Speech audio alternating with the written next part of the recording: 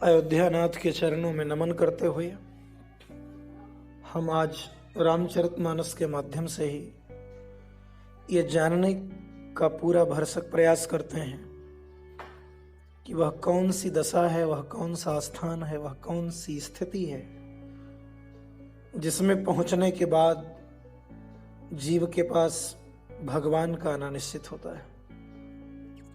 रामचरितमानस के अवलोकनोपरांत रामचरितमानस का अवलोकन करने के बाद अगर विचार किया जाए तो भक्ति का जहां वास होता है, शांति का जहां निवास होता है, वहां बिना बुलाए हनुमान जी का आना और भगवान श्री राम जी का भी आना 100% निश्चित हो जाता है। भक्ति जहां है, शांति जहां है, हनुमान जी वहां प्रथम आएंगे और इसके बाद भगवान श्री राम जी का भी वहां आना निश्चित होता है। अब हनुमान जी का आना, भगवान राम का आना जीव के उद्धार के लिए ही होता है। अब उद्धार करने का इनका जो तरीका है, ढंग है, वो अलग अलग है। ये मार करके भी उद्धार करते हैं, तार करके भी उद्धार करते हैं। यह हमारी भावना पर निश्चित करता है। भक्ति हमारे पास आई है तो वो हमारे गुणों के नाते आई है, हमारी श्रद्धा के नाते आई है, हमारे स्वभाव के नाते आई है, या हमने भक्ति को जबरदस्ती लाने का प्रयास किया है, चुरा कर लाने का प्रयास किया है। हमने शांति को अपने गुणों से प्राप्त किया है, अपनी श्रद्धा, अपने स्वभाव, अपने कार्यों से प्राप्त किया है, या दूसरे के शांति में हमने डाका डाला है। ये इस बात पर निर्भर करता है कि भगवान का हमारे पास आना किस तरह का परिणाम देगा। भगवान तो सबरी के यहां भी आते हैं और भगवान तो रावण के यहां भी जाते हैं, लेकिन दोनों से मिलने का उनका तरीका अलग है। भगवान सुदामा जी से भी मिलते हैं और भगवान कंस से भी मिलते हैं, लेकिन दोनों से मिलने का उनका ढंग बिल्कुल भिन्न भिन्न है। दोनों की भावनाएं जैसी हैं उनके प्रति, उस तरह से उनकी प्राप्ति हो रही है। आप एक नजर जरा गौर करके देखें, सीता जी साक्षात भक्ति स्वरूपा हैं, मूर्तिमती भक्ति हैं। वो सीता जी स्वयं भक्ति हैं, शांति स्वरूपा है, वो शांति है, मूर्तिमान शांति है वो। अर्थात सीता जी को स्वयं शांति ही कहिए, वो शांति ही है। और सीता जी लंका में हैं, लेकिन खुद नहीं गई हैं, रावण चुरा के लेके गया है। और जब आप किसी की शांति में डाका डालेंगे, आप किसी के सुख, किसी के शांति को चुराएंगे, तो आपका भी वही परिणाम होगा जो रावण का हुआ। जिस तरह उसकी लंका जली, उस तरह हमारा आपका भी सर्वस्व जलेगा, मिटेगा, विनाश को प्राप्त होगा जब हम दूसरों की शांति में डाका डालते हैं। रावण चुरा के लेके गया है, तो पहले सीता जी की खोज में, अर्थात उस शांति की खोज में, भक्ति की तलाश में हनुमान जी आते हैं। वहां लंका में प्रथम आगमन हनुमान जी का है, राम जी से पहले, और बाद में राम जी आते हैं। एक बात तो 100% तय है कि भक्ति है जहां, शांति है जहां, वहां हनुमान जी का भी आना तय है और भगवान का भी आना तय है। ये तो क्लियर है, स्पष्ट है बिल्कुल। लेकिन अब उनका आना विकास कारक होगा कि विनाश कारक, ये शांति को जिसने अपने यहां रखा है, वह किस भावना से रखा है, उसकी भावना पर निर्भर करता है। ये दोनों लोग आते हैं, लेकिन लंका का विनाश ही होता है। तो शांति को चुरा करके नहीं, शांति को अपने गुण, अपने स्वभाव, अपने कार्य, अपने कर्तव्य के बल पर आप प्राप्त कीजिए, अपने कर्मों के बल पर उसे लाइए। हनुमान जी को भी वही प्राप्त है।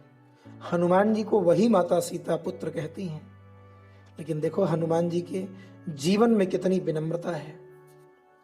हनुमान जी इतना बड़ा कार्य करके जाते हैं, लंका दहन करना, राक्षसों का विध्वंस करना, अक्षय कुमार का धरती से काम समाप्त करके परलोक भेज देना, मेघनाद को मूर्छित करना, अशोक वाटिका को उजाड़ कर वृक्षों का समुद्र में विलय करना, इतने बड़े कार्यों को करके हनुमान जी जाते हैं, लेकिन जरा सा अहंकार नहीं। भगवान राम अगर प्रश्न भी करते हैं कि ये सब कैसे संभव हुआ, कैसे कर ले गए वहां इतनी सुरक्षा के बाद, हनुमान जी कहते हैं बड़े विनम्र शब्दों में, सो सब तब प्रताप रघुराई, नाथ न कछु मोरी प्रभुताई। यह तो सब आपका प्रताप है, आपके चरणों का आशीर्वाद और कृपा है, इसमें मेरी क्या प्रभुता है। करते सब कुछ आप हैं, सम्मान और बड़ाई औरों को मिल जाता है। तो एक बात बड़ा स्पष्ट है कि अगर जीवन में भक्ति है, शांति है, तो हनुमान जी का भी आना तय है और भगवान का भी आना तय है। अर्थात सीता जी की कृपा अगर जीवन में है, सीता जी जहां हैं वहां ये जरूर आएंगे। अब मैं भक्ति के बारे में थोड़ा सा, भक्ति हिंदी के भ्री धातु से, जिसका अर्थ ही होता है सेवा करना। भक्ति का एकमात्र अर्थ होता है सेवा करना। और आप बड़े स्पष्ट शब्दों में जान लें, हनुमान जी यही सूत्र विभीषण को समझाते हैं। हनुमान जी विभीषण से एकदम स्पष्ट कहते हैं, सुनहु विभीषण प्रभु कै रीति, करहि सदा सेवक पर प्रीति। विभीषण सेवक पर वो बहुत प्रीति करते हैं, सेवा इन हाथों से शुरू करो। हनुमान जी खुद वही करते हैं। आप गीधराज जटायु के जीवन पर एक नजर डालें, कोई पूजा, कोई अर्चना, कोई वंदना, कोई मंत्र जाप, कोई अनुष्ठान, ऐसा कुछ नहीं, लेकिन भाव, कर्तव्य पालन, सेवा है उनके अंदर। और उस सेवा के बलबूते पर भगवान को उन्होंने जीवन में पा लिया। पक्षी होने में भी सेवा का भाव होना चाहिए। सो अनन्य अस जाके मति न टरई हनुमंत, मैं सेवक सचराचर रूप स्वामी भगवंत। हनुमान जी से राम जी कहते हैं कि हे हनुमान, जो दुनिया के प्राणी मात्र में मुझे निहार करके सबके सेवा का भाव रखता है, सब में श्री सीता राम जी का ही निवास है, ऐसा मानकर जो सबके कल्याण का ही भाव रखता है, सबके मंगल की कामना से कार्य करता है, वो मेरा अनन्य उपासक है। इस तरह की चर्चा, इस तरह की कथा, इस तरह का शिक्षा दुनिया के अन्य ग्रंथों में असंभव। प्राणी मात्र में श्री सीताराम जी को निहार कर प्रणाम करने की बात की गई। अन्य धर्मों में तो अपने को छोड़कर दूसरे भगवान को भी भगवान नहीं माना जाता, और यहां ऐसा नहीं। यहां कहा जाता है, सीय राम मैं सब जग जानी, करहूं प्रणाम जोरी जुग पानी। सारे प्राणियों में श्री सीताराम जी को निहार कर हम प्रणाम करते हैं। तो सीता जी को जीवन में लाएं, भक्ति अर्थात सेवा भाव आपके जीवन में हो, शांति आपके जीवन में हो, बिना बुलाए हनुमान जी का आगमन होगा। और हनुमान जी आएंगे तो राम जी जरूर आएंगे। विभीषण से भी हनुमान जी मुलाकात करते हैं तो बाद में राम जी भी आते हैं। और हनुमान जी जब विभीषण जी से मुलाकात करते हैं तो विभीषण जी कहते हैं, अब मोहि भाव भरोस हनुमंता, बिनु हरि कृपा मिलहि नहीं संता।